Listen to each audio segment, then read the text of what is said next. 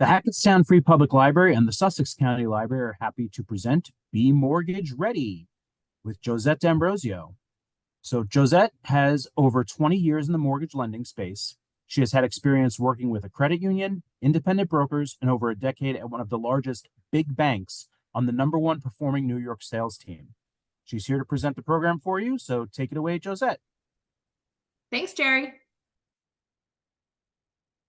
So as Jerry said, I have over 20 years of experience in mortgage lending. I've worked with a myriad of lenders, credit unions, I've worked at brokers, I've worked for big banks, and I've held various different roles. I've been on the sales side, I've been on the processing side.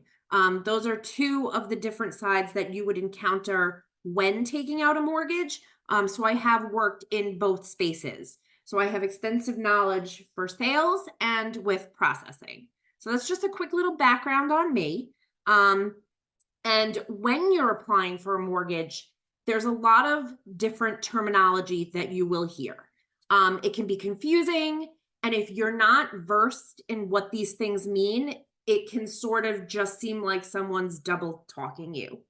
So I just wanted to hit some of these key terms, that way there's clarity to them.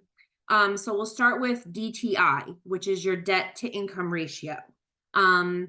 Your LTV is your loan to value ratio. These are the two most important ratios that are figured in when taking out a mortgage. Another important factor would be your FICO score, which is also your credit score. APR, which is your annual percentage rate, which is also different from what your interest rate is on the loan. And we'll cover all of these items in depth in a little while. And then there's 3 disclosures that you'll receive during the process that are very important. The first one you receive is a loan estimate. The last one you receive is a closing disclosure. And the middle item that you'd receive is a commitment letter. So as we go forward, I'm going to go deeper into these items. That way I can sort of remove the mystery behind any of these for you. So first, let's talk about DTI. Can you calculate it yourself? Yes, you can. It's actually pretty simple to do. What lenders look at is they'll look at your paychecks, your W-2s, and that's what they'll use to calculate your debt to income ratio. They'll use your gross income, which is your income prior to taxes being taken out. They won't use your net, they will use the gross. The way they figure out what your debt is by pulling a credit report. Now, when your credit report is pulled, as of that date is the debt that will be used. So if you have a $20 credit card payment due that month, that $20 would be included in your debt. If you paid the credit card off the month before and there's a 0 balance and a 0 payment, 0 would be used.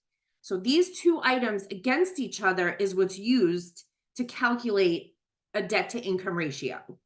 So I gave you a very simple example here. We're going to use simple math in this seminar. But going forward, when you're doing it for yourself, you obviously would use your monthly income gross versus what your debts are a month.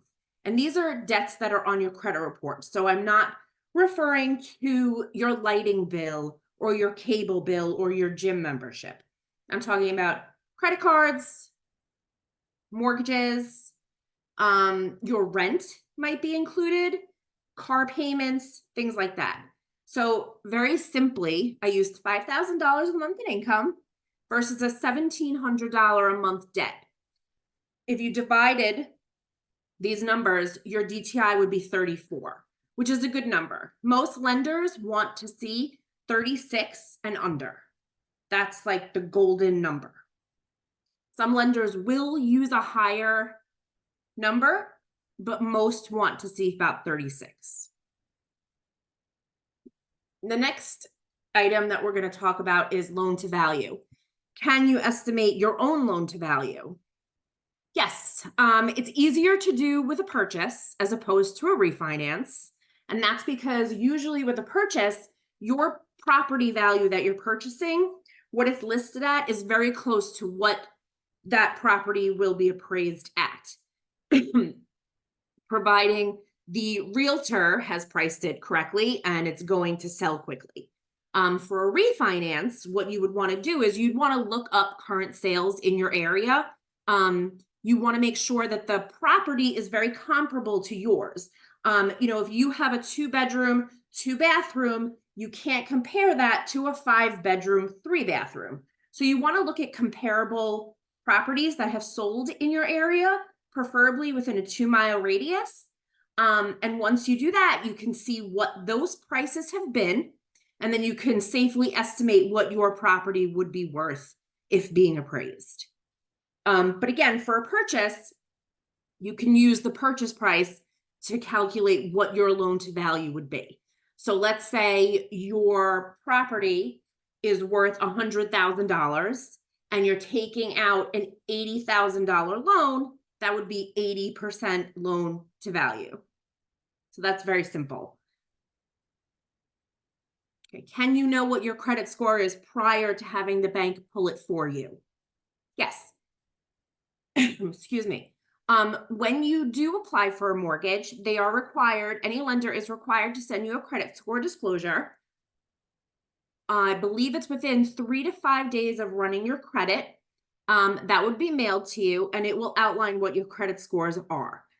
There are 3 credit bureaus that are used. They're Experian, TransUnion, and Equifax. Lenders will take all 3 of these scores and use the middle of the 3. They'll never use the highest. They'll never use the lowest. They're always going to use the middle score. Prior to applying, there's different ways you can see what your credit score might be. Some credit cards offer this service on their sites. I know American Express does. I believe Citibank does, where in the app or on their site, you can click in and you can look and see what your credit score is. There's also a site called freecreditreport.com that a lot of big banks reference, and they suggest to people to use to check and see on what their credit scores are. And you can use that site. I'm sorry, I need a drink. And you can use that site to see what your credit score is prior to applying. That way there's no surprises. Now, this is where a lot of people get confused. What is APR versus my interest rate? It's very important that when you're shopping for a mortgage and you have a quote from one lender and another quote from another lender, that you compare the APR, not just the interest rate on these 2 loans, because it will break down for you the real cost of what it is that you're borrowing. Your interest rate is used to calculate the monthly payment. That's very simple explanation of what it is. It's your principal and interest. And let's say, for example, you're borrowing $100,000 and your interest rate is 6% for a 30-year loan. Your monthly payment is going to be $599.55. That's your interest rate payment. The APR, however, includes the interest rate, but also fees and costs that come up when you're getting the loan. Some of the fees can be discount points. Some closing costs are included. If you're using a broker, the broker fee would be included in the APR. So when you're looking at a loan estimate from one lender versus another lender, your APR in most cases is going to be higher than your interest rate. If one of those lenders, the APR is much higher than the other one, then you know that their fees are much higher than the other lender. So that's a quick way to look and see where you are actually getting the better deal. Always compare APR.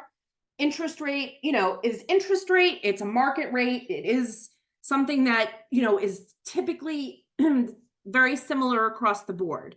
The APR is really where you're going to see the differences and where you're going to see what the true cost of your loan is. Excuse me. So there's 2 disclosures that you'll receive during the process. The first one that you'll get is called a loan estimate. I just referenced it. It's sent within 3 days of application by law.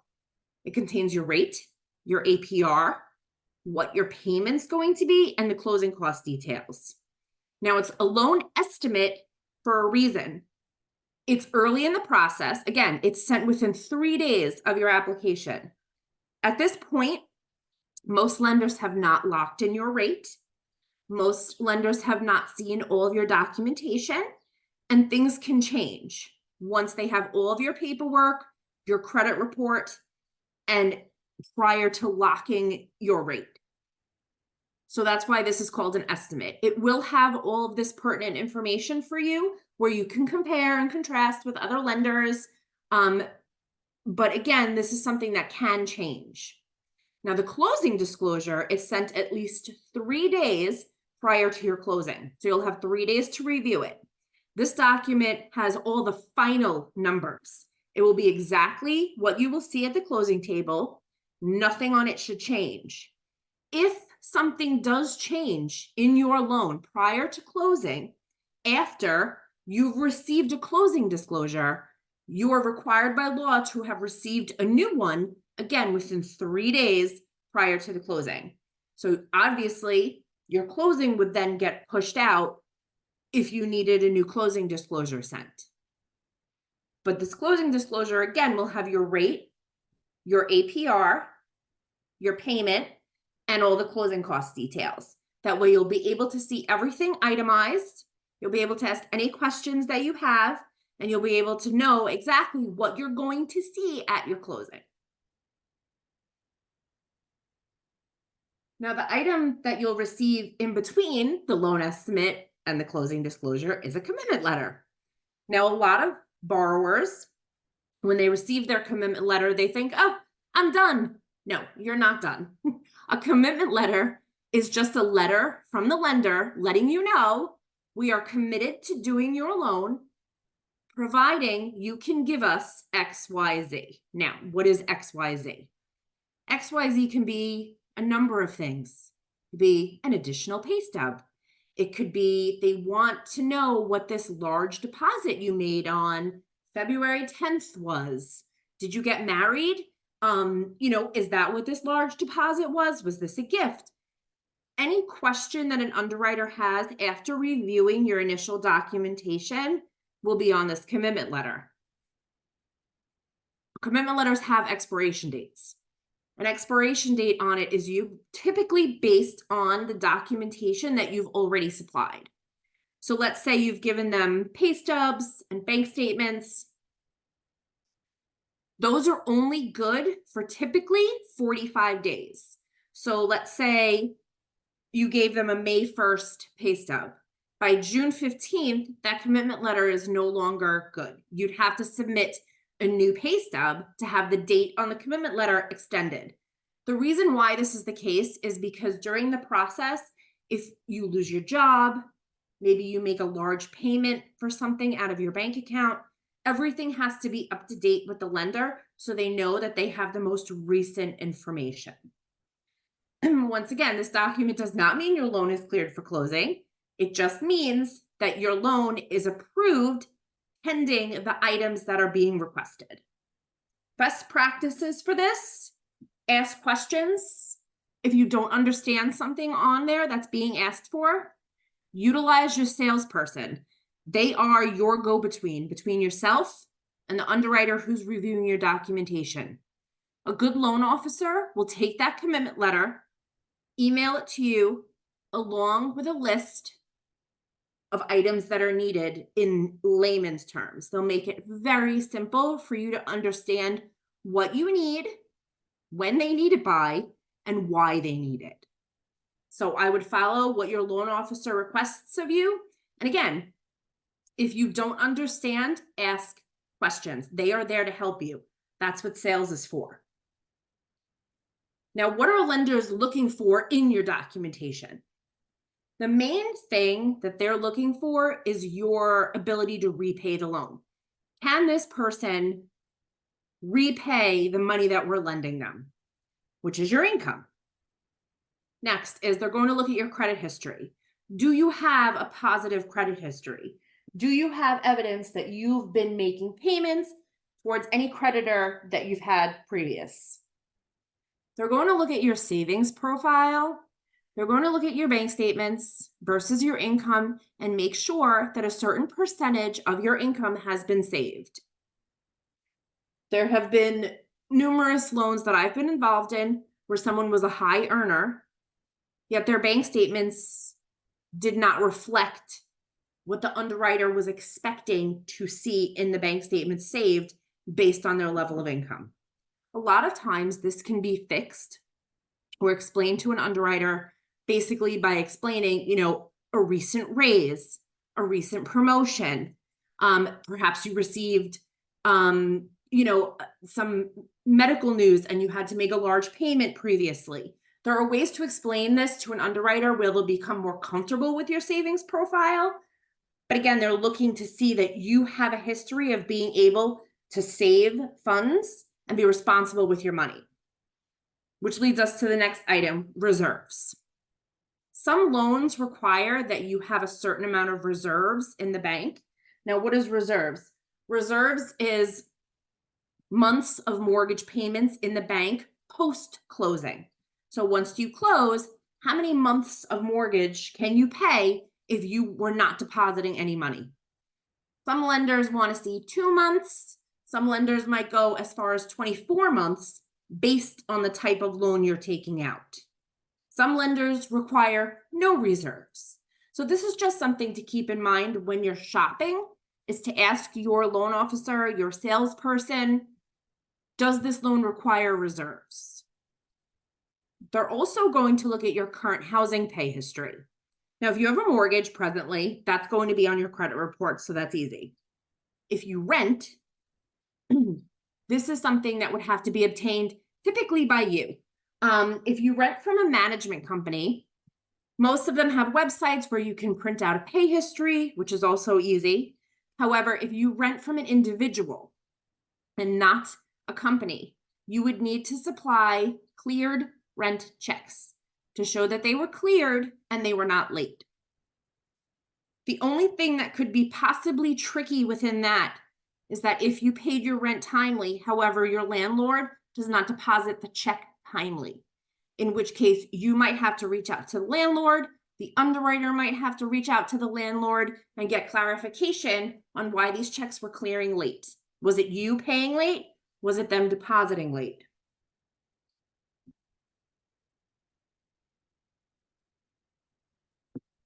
Now, the most easy way to know what a lender is going to look for is to remember the rule of 2. They're always going to ask for 2 of everything in the easiest transactions. So the first is they're going to want the 2 most recent years of W-2s. So for us presently, that would be 2023 and 2022.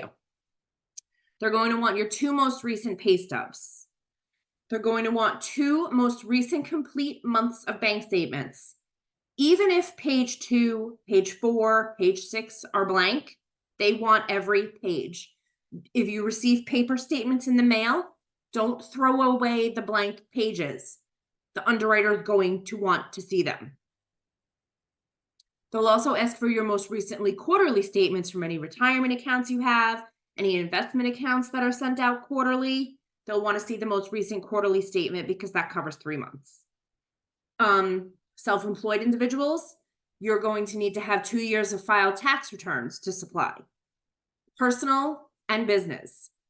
They're most likely also going to ask for a profit and loss statement and a balance sheet from your business to make sure that your present earnings are in line with previous years.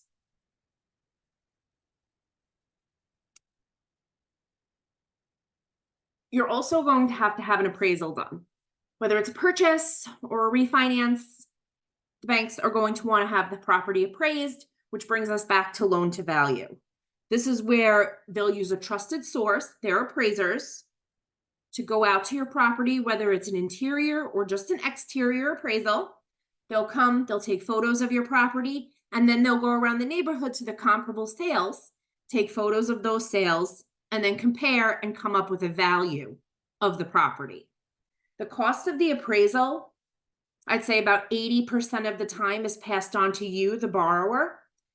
This might be part of your upfront fees, or it's part of your closing costs. You'll be able to see it on your loan estimate and your closing disclosure of what that appraisal actually cost you.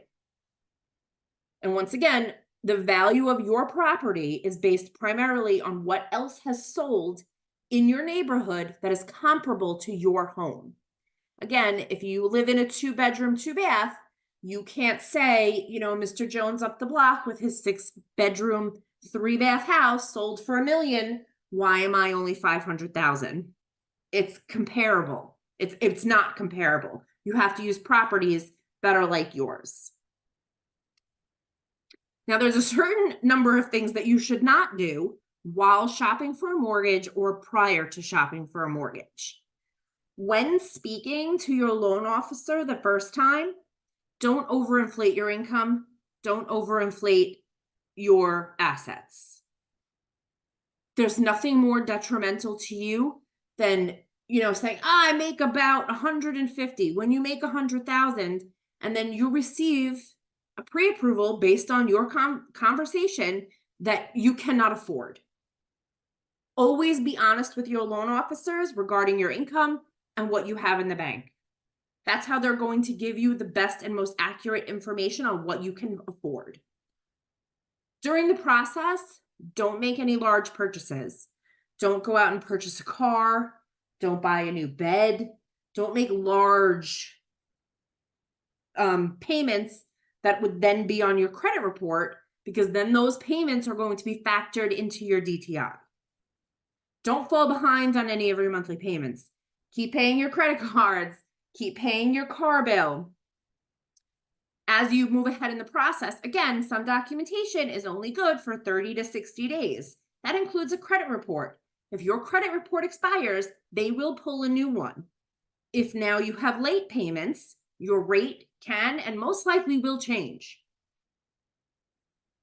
Make sure that you stay current on your mortgage and your housing payments. Even if you know you're moving and you're thinking to yourself, oh, well, we'll close before June's over. I just won't make my payment. Do not do that. Anything could happen. Anything could pop up. The seller might not be ready. The attorney might not have availability that month to close. Always make your mortgage and housing payments. Those are the most important payments to make. Make them. Never be afraid to ask questions. Again, your salesperson is there to answer your questions. Do not feel bad about sending an email, making a phone call. This is the most important purchase of your life. You deserve to be educated on what it is that you're doing, why someone's asking you for something, and any next steps going forward. Now, where's the best place to get a mortgage? Every person you speak to will tell you something different. Now, I can tell you, having worked at a bunch of different places, in my opinion, based on rate and APR, the best place to shop is a credit union. Their rates are always much more competitive than big banks. Their fees are always lower than brokers. That's what it's been in my experience. Your banking institution, where you have the majority of your money, is also a very good place to shop. A lot of lenders, Citibank, Wells Fargo, Chase, have certain benefits if you have a certain amount of money on deposit with them. So that's the next best place, your banking institution. Also, your place of employment. Some employers offer certain incentives for you to shop for loans in certain places. This could be a union. This could be, again, if you work for a lender or any sort of banking institution, there are certain perks that they might offer, being that you're an employee.